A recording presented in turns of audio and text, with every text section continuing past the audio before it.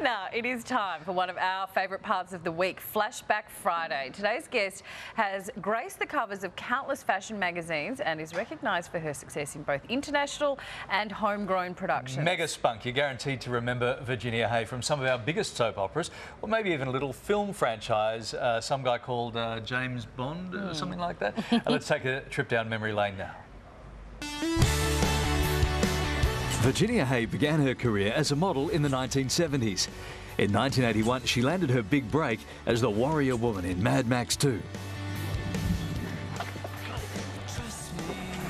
Listen, I was wrong about you. I'm sorry.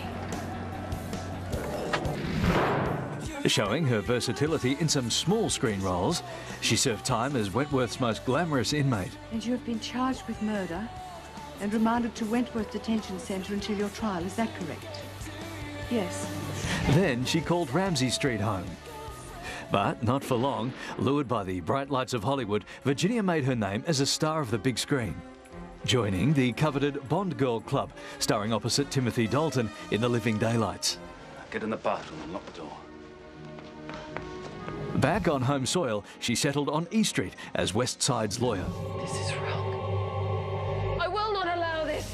But it was her role in Farscape as the beautiful and mysterious priestess Zahn which placed her on the list of the top 50 hottest sci-fi girls of all time. Wow, hot sci-fi chick Virginia Hay joins us now live from Los Angeles. Hey, Virginia, great to see you. Hi, so good to see you too. Without all that blue stuff. Looking back at that, listening back to that, was there something great? Was there one thing that you would take out of that package and go, that was the best thing ever? Well, you know, I think the best thing ever for me is being on the show with Larry and Samantha. Fantastic. The morning show, Channel 7. Good stuff.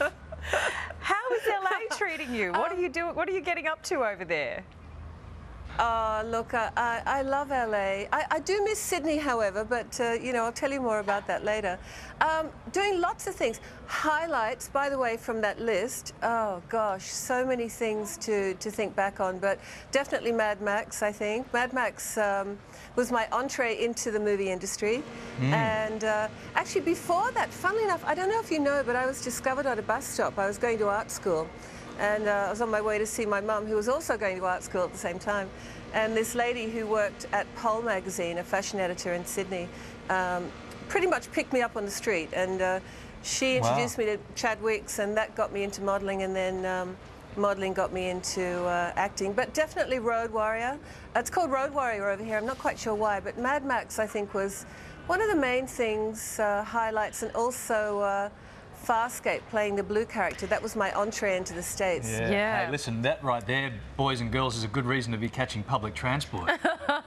Right there. Tell us about Farscape. Now, you spent the entire series in blue body paint, as we can see. This caused some health problems for you. Yeah, it did. I mean, the paint wasn't painted all over my body, just my face and chest and hands. Anywhere where you would see my natural coloured skin was painted blue.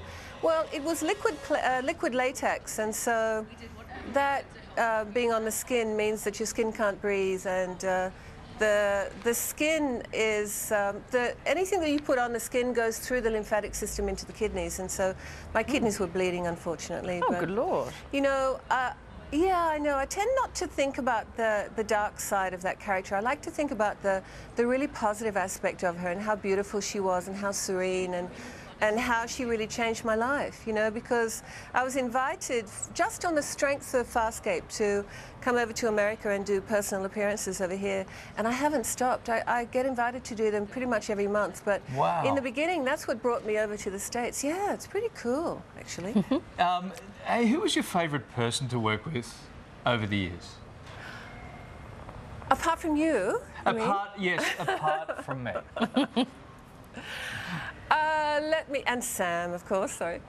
I think it's got to be Mel Gibson. Mel Gibson and Timothy Dalton. By the way, seeing that shot of me, the clip that you showed from The Living Daylights was pretty frightening because you could see my bottom, and my bottom's not quite the same now. It's but it was it's a pretty good bottom to see, I tell you what.